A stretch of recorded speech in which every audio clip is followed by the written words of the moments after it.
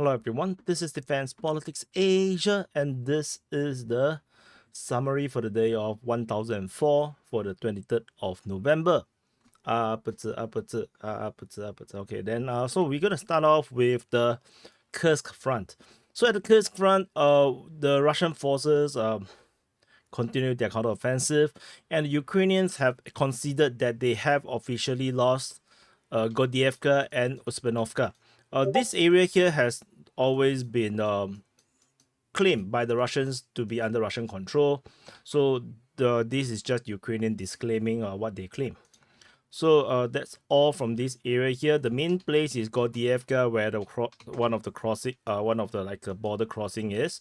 So and over at the western flank, the Russian forces continue their offensive in the region of Leonidovo, Alexandria, Novo Ivanovka, Nizhny Clint, Darino, and Nikolaevo Darino. And at Darino itself, the Russian forces have captured Darino entirely, based on the latest geolocation, where the Russian forces is now on the the eastern part of the settlement. Combined with the previous geolocation, the Russian forces basically have captured the entirety of Darino.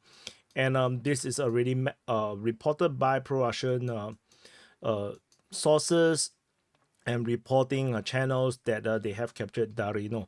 So that's the situation over this area here. The situation within this Tostilok and Nizhny Clean north of Darino region is still relatively unclear. So the parallel universe is still pretty huge. So we shall continue to wait and see whether we can get more information. If we zoom out a bit, we can also see that the Russians are attacking Krylenkoe as well as Vertiklovo. So according to the Russian Defense Ministry, there is some geolocation of Ukrainian forces in the north of Novo Ivanovka and Lenovo, confirming Ukrainian presence in the north. So there's a tank and an IFV getting hit at Novo Ivanovka, and another BMP got hit at Krylenkoe. So these two hits do confirm Ukrainian presence in these sectors. So the Ukrainians definitely is still trying to hold out for as much as they can after their loss of this major defense line northwest of this direction in the Crimea-Noe region. So that's the situation in this sector. However, there is an interesting geolocation on the eastern flank where the Ukrainian forces has been attacked by the FPV drone north of Krylik. So which confirms Ukrainian presence in the forest regions around Krylik. It's not a confirmation that they have captured Krylik, but definitely they have a much bigger control than previously understood. So definitely the Ukrainians are in this region. In fact, there's a possibility that the Ukrainians may actually have a much bigger control of the region all the way through the entire big forest around here. So tentatively, it's unclear. We don't have this information per se, so we just have to wait and see how this develop. This is a quiet front in the Kursk front. This is a quiet front line, so we just wait and see how this goes. The Russian Defense Ministry interestingly mentioned Merny. We haven't seen Merny for a long time, since August. So in the reporting, so I'm not sure if this is an attack or is this just shelling. There's a high chance that this is just shelling reports of Merny, but a Russian advance isn't impossible as well. So because there's a lack of information being reported around this sector, so there's a possibility that the Russians have advanced, but it was not reported. This is a possibility. And in the southern flank, Russian forces has returned to Plekovo. We finally see the return of Plekovo since the 18th of November. That was the last report of fighting in this region. Tentatively, this front line, the mapping here has basically frozen in time. We do not know what had happened since the last update. So let's wait and see. And what's more interesting is the mention of Gorno. So Gorno is over here. And I wonder if this is a sign that the Russians have actually advanced along the border, towards Gorno around here, like a tongue, trying to lick this ball around here. So that's it for this Kursk front. And we move on over to the Kharkiv front. At the Kharkiv front, Russian forces are reportedly fighting at Lipsy, Vosyansk, as well as Taipei. Otherwise, there's nothing special. There's no other updates regarding the Kharkiv front, and all the cross-border attacks was not reported anymore. So that's all. Maybe the cross-border attack has not been very successful at drawing Ukrainian attention, so they give up for now. Over at the Kupiansk front, fighting is reported at Kindrashivka, Sinkivka, and Kusherivka. So that's all. The needle definitely I don't think is there anymore because of the lack of reporting and information from that sector. So most likely the Ukrainians have retained control around the entirety of Kupiansk. In the south, at Pischani front, there is fighting reported at Pischani. This time round, I will assume that it's going to be this Pischani because the rest of the Pischani region is pretty much fully secured, largely. So I'm going to assume that it's going to be this Pischani. Then Novo Osinove, Krylyakivka, Zarizove, and Senkove. And Senkove is the outstanding one because we haven't seen fighting reported at Senkove per se since the 7th, and the Russian Defense Ministry mentioned about it. I wonder if this is a river attack. Did they assault across the river, or they just doing fire attack across the river? That's also a possibility. So, and Ukrainian mapping have shown that the Russian forces have secured the entire river coastline along the Oskil River, the river banks. There's no such thing as a river coastline, I think, but the river bank along Kolesnikivka as well as Krylyakivka. So that's some update around here. We move away from the Pischani front, and over in the Borova sector, there is fighting or shelling reported at Novoplatonivka. Zeleny High was being mentioned, Kopanki, Svetoklovo or Svetoklovove, as well as Novoyehorivka. So this area here, there's all this fighting being reported in these sectors. Zeleny High definitely is, and as well as Kopanki seems to be the main target. Svetiklobo or Svetiklovove, definitely is something that the Russians are looking at because they want to straighten the front line. So that's all from the Borova sector. Moving south in the Svetovez region, maybe I should give this another name. Maybe what's it? Oskil? I'm not sure. Tentatively, let's take it as Svetovez. At the Svetovez front, fighting is reported at Druzhlyubivka, Kharkivka, Novomikhailivka. So that's all. Geolocation of Ukrainian forces getting airstrike by the Russians definitely showed Ukrainian presence in this area just west of Novovodyan. So the front line definitely is not affected by this update. We move away to the Crimea front. And so before I continue, there is a frontline changes report already published, so do check it out if you want to a shorter version of this kind of report. Definitely, I don't do much analysis in the frontline changes. So if you want more analysis, more insights, then SITREP is the place. Fighting is reported at Ivanivka, Terny, as well as Yampolivka. That's all. It seems like the concentration is in the north. So we move away from Crimea to the Sivers front. There's not much over the Sivers front. There's fighting or shelling reported at Sivers, but that's all. At Krivaloka, there is a missile that destroyed the crossing over at this region here. Yeah, the bridge is already look pretty broken already. So yeah, it's just another crossing getting struck by missile. Allegedly it's a Kh-38. I have no recollection what is it, so not important.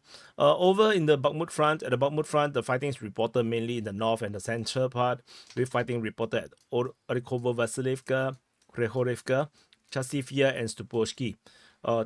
Largely this area here, I would say, it's just going to be a standoff thing. Don't expect too much from this region. After Bakhmut, over at the New York front, fighting is reported over at Toretsk, Shchebanivka, Nelipivka, as well as Sukhabalka. The Ukrainians claim some frontline change around Nelipivka, but it doesn't affect our mapping, so I can't tell what's the mapping change. So that's all from this sector. We move on. Shelling is reported at Yablonivka. So nothing, it's not important at all. It's very, very far away. Over at the Pokrov sector, at the Pokrov front, fighting is reported at Promen, Minograd, Krutia, Lisievka, Deshansky, as well as Shalin reported as Shevchenko. So that's all. Pretty much the same situation as before. There's no strategic or tactical change in this sector, except for the Chanske. In the south of the Chanske, which is part of the Selidove region, Russian forces has geolocated in the new position north of Selidove, confirming Russian advance in the west of Novohrodivka, and this is heading towards the Chanske around this sector. So that which is probably why the fighting is being reported. Fighting is reported at Petrivka, with Russian forces ignoring Petrivka, going westward towards Zovte. And at Pustinka as well, similar situation. The Russians just push westward, ignoring Pustinka, and they just go to like bypass it. Similar to Yurievka, the Russian forces just head straight to Pushkine. So yeah, the Russians are definitely ignoring the Ukrainians in multiple defense sector, and then they're gonna force they're definitely gonna force some kind of a panic, and especially those forces defending Yurievka, they are getting encircled, in the sense that the Russians basically can encircle them right now because of the two advance. The Ukrainian forces at Yurievka is effectively already operationally encircled. If you zoom in, you probably can see why.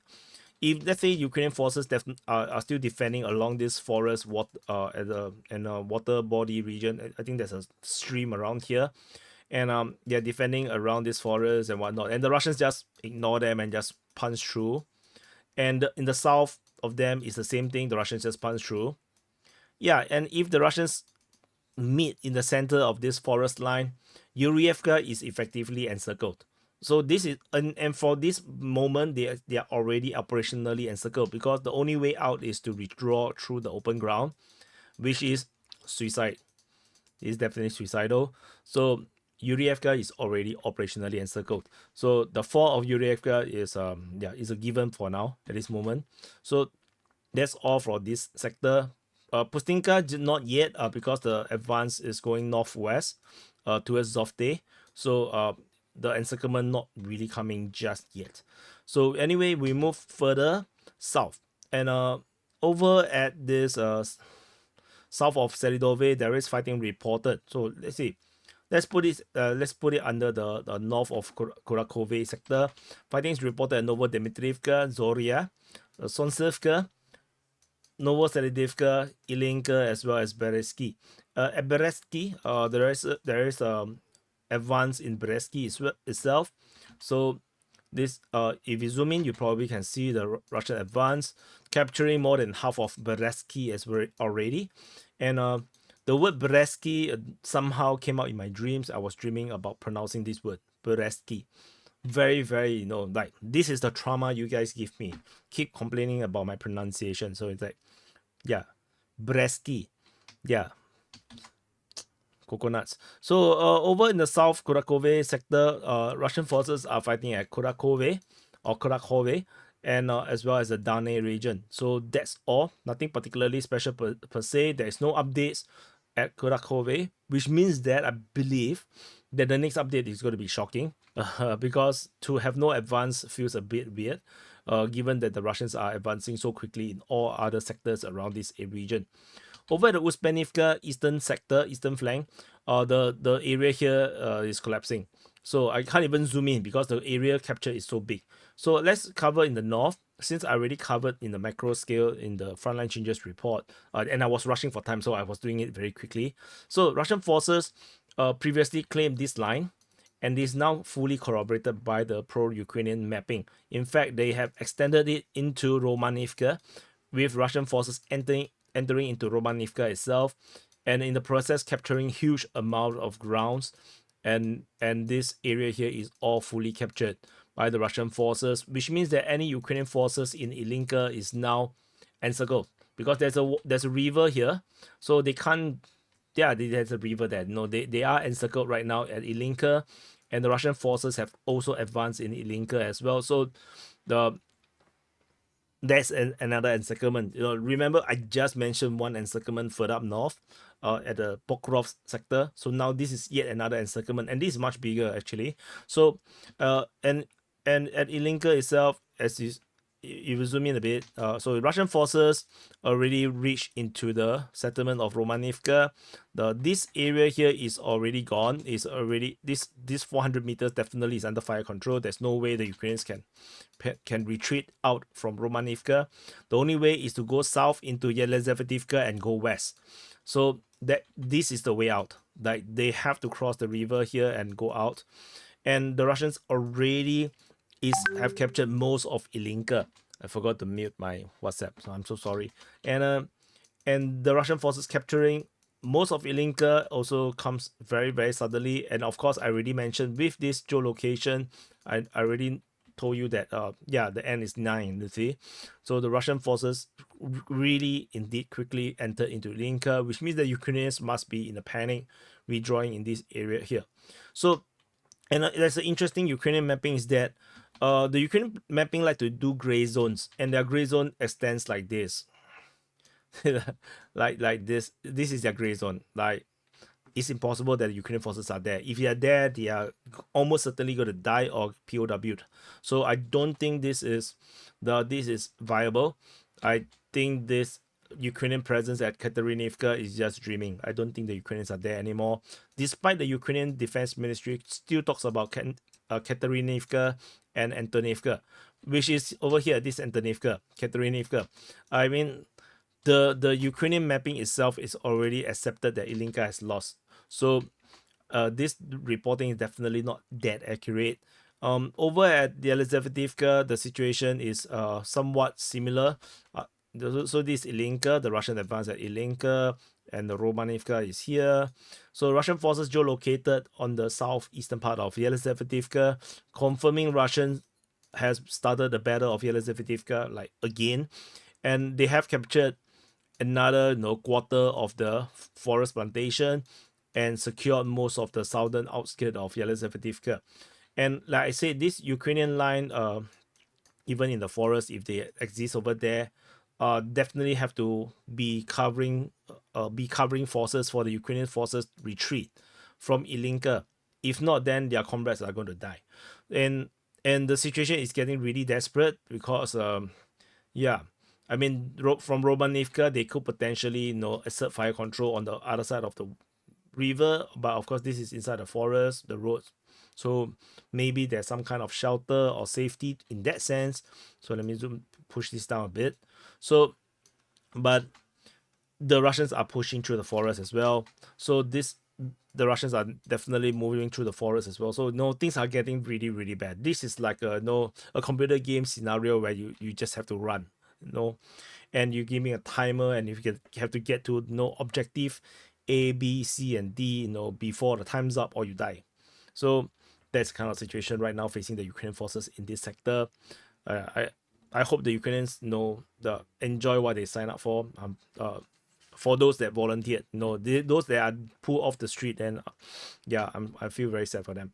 So, but this is the stark reality that Ukrainian forces are facing. Regardless, if you're pro-Ukrainian, you want to believe in the Hopians, up to you. It does not matter to me because I don't support either side, and I'm not the one who's dying. I'm not the one to have relative dying in this war, or friends dying in this war. So but the reality is that the better the pro-Ukrainian side accept the reality, the better you are able to organize and inform your politicians so that they can make better decisions. The problem with so I mentioned this to someone, I think on Twitter. I say that the problem with the pro-Ukrainian side is that they refuse to face reality. And anyone who spoke of the reality of inadequacy in terms of support from the from the Western partners of Ukraine is immediately shot down. I have been mentioning since 2 years ago, early in the war, saying that the Western support is insufficient. I said early in the war that the Western partners are deliberately trickling weaponries and equipments, vehicles at a very slow pace, and I already criticized the Western partner from doing that, but I got attacked by the NAFO people, the pro-Ukrainian people, and then it's like now you see the reality. and still they are still attacking me. It's like it's because these people keep weaponizing the social media. So no media, no journalist, there's pro-West on the pro-Western side is daring to write much reality-based report. There are some articles from the Western media, Western mainstream media, they did write the reality that the Ukrainians are facing, but most of them don't dare to, because when they write anything remotely seemingly condemning or illustrating the stress and the situation facing the Ukrainians, they got attacked as being pro-Russian.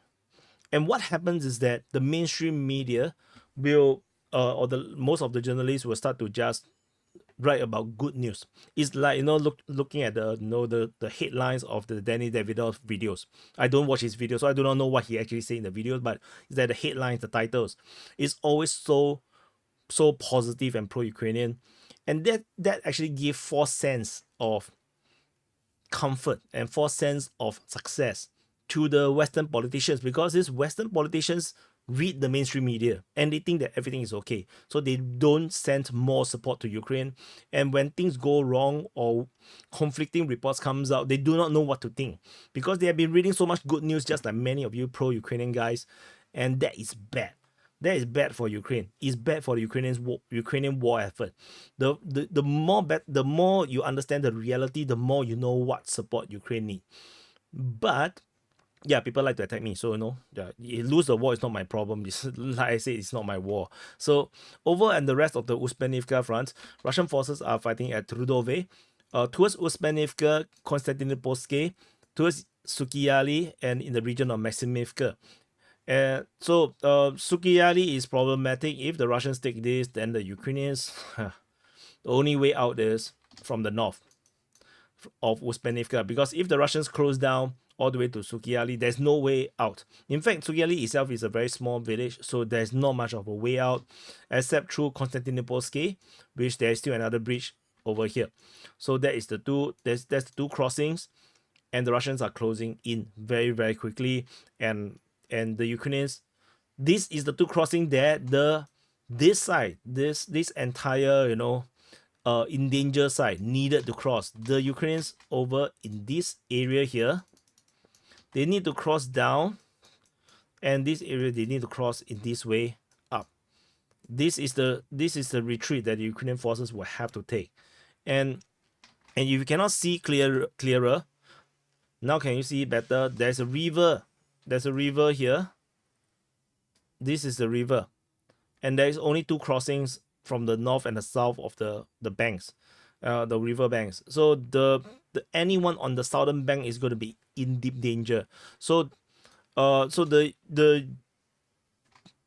Ukrainians are in a very, very dire strait, and the Russian pushing through towards Uspenivka in the Trudove region and the Konstantinopolske region is a horrible news for the Ukrainians. So I already said this even before the collapse has begun, and yeah, you take it as what you want. Russians are still fighting in the direction of Roslev towards Constantinople. So that is also another big bad news, which I already mentioned before. Coming to the Velika Novosilka sector, if you guys have been following me, you already know what is the strategic situation in this area here. From the first moment Russians was pushing towards Rozdone, I already mentioned why. That this is going to collapse the entire eastern half of the Velika Novosilka sector, and immediately we are seeing the result of what I'm saying. And if you have been following, you are one of the world's first people to know this, if you have not discovered this yourself. So give yourself a clap. So anyway, but that's the situation around here. The Russian forces are trying to pincer Rozdone, as they are closing down towards the Rozdone, with the Ukrainian mapping acknowledging all these things. Geolocation of the Russian forces definitely show that the Russians are trying to hit towards the rear position of Rozdone from the south. And there is already fighting being reported towards Novi Koma, according to the Russian Defense Ministry, which means the Russians are also pushing westward towards where I already told you that the crossing is. This is the only crossing in the north of Velika Novosilka. So this Velika Novosilka and the river up here, this is the only crossing of the Mokriali River other than the crossings in Velika Novosilka itself. So if Russians take Novi Koma, then the entire Velika Novosilka sector in the south is all going to be gone. And in fact, just by having the fighting going this direction is already making that happen. The front line all the way to Novi Koma is 5 kilometers, to the river is 6.8 kilometers. So things are happening quickly, and we're probably going to see more breaking news coming the next 48 hours. So stay tuned. Velika Novosilka itself is just as bad. Russian forces has already arrived at the doorstep of Velika Novosilka, and the Russian mapping claim a bit closer, but the Ukrainian mapping definitely, even with their most conservative mapping, does also show the Russians are in the area right now. The Battle of Velika Novosilka is about to begin, and this crossing, this is the only crossing. No, this area here, these are the only river crossings, and it's going to look very bad because the Russians are coming, and which means that any forces that is north of Velika Novosilka, all the way to Rozdone region, they may have to make a judgment call. No, these forces north of Velika Novosilka, they can't stay at Novi Koma if the Russians are already pushing Velika Novosilka and they are coming towards them. They will probably have to redraw northward rather than going southward into Velika Novosilka. If they go southward, they are just going to catch themselves into yet another cauldron, from one cauldron to another. So that's not very wise. But it's up to the Ukrainian commander to decide what's next. Situation is just bad. In the rest of Velika Novosilka sector, other than the fighting coming into Velika Novosilka, fighting is reported towards Blahodatne, fighting is reported in Makarivka, Rivnopil, and Novodarivka. The Ukrainian forces seems to be doing a pretty decent job around the Novodarivka and Rivnopil region. The Russians did not have managed to have some breakthrough, which I expected they respected them to get, which means that the Russians are kind of stuck around here, and they are also stuck at Makarivka. The Ukrainians are still hell-bent on defending Makarivka, and personally, I think these are the right decision to hold this position, because Velika Novosilka itself is almost forfeited. There's almost no way to hold that position. Ukrainians will have to redraw into the western half of the western part of the Mokriali River, and there is this main road that they need to hold. And so defending this line here protects the road, and for them this will be a quick exit route to escape to the next defense line if they really need to redraw. Otherwise, there is no other main roads. If you look through, there's not much roads here already. So the Velika Novosilka road go through Vremivka, and they go all the way to the south of Zelenopole, as well as going up Novosilka towards Vinopole. So this is the only road. So the Ukrainians defending strongly here is definitely correct. Defending Novodarivka, Rivnopil here, as well as Makarivka is the correct tactical decision. So so let's see how this continue to play out. Shelling is reported at Vinopole already. So no, but yeah, the situation is just horrible, terrible, very, very bad. No, it's aircon level of bad. So we going into the Zaporizhia front. At the Zaporizhia front, the fighting is reported at Mala Tomashka and shelling is reported at Novopalivka, but that's all. Nothing special about the Zaporizhia front. And I did, as mentioned, put in the icon for the strike on Dnipro. And also there is a geolocation of a Ukrainian MiG-29 getting destroyed by an Iskander strike in a Ukrainian airbase. So yeah, unfortunate. So and this destruction of the MiG-29 was reported in the Russian Defense Ministry's report. They mentioned that they destroyed the MiG-29 on the ground. So and in the Kherson front, fighting is reported in the pre-Dniprovsky direction, but that's all. And nothing much to talk about because we do not know where the fighting exactly is. And there is a geolocation of a drone strike of a Ukrainian Bogdana hot whistle. I have no idea what is that. So just off Vrivka, but that's all. That's all from the Curson front, and that's all. Thank you for watching. Press the like button, subscribe, and yeah, really check. A lot of people already told me that they got unsubscribed without them knowing. So check the subscription, make sure you are subscribed, and there's also, I saw people get confused. This is the DPA War channel. This is around 50 over K subs, and then there's another channel called the Defense Politics Asia channel. That's the main channel, which have almost 89. It's like 89,000 plus sub, almost 90,000 subs. So do subscribe from both sides, support. I'm hoping to get 100,000 subs for the main channel as soon as possible. I think this year is impossible already, but anyway, thank you for watching. Press the like button, subscribe, and I'll see you guys in the next update.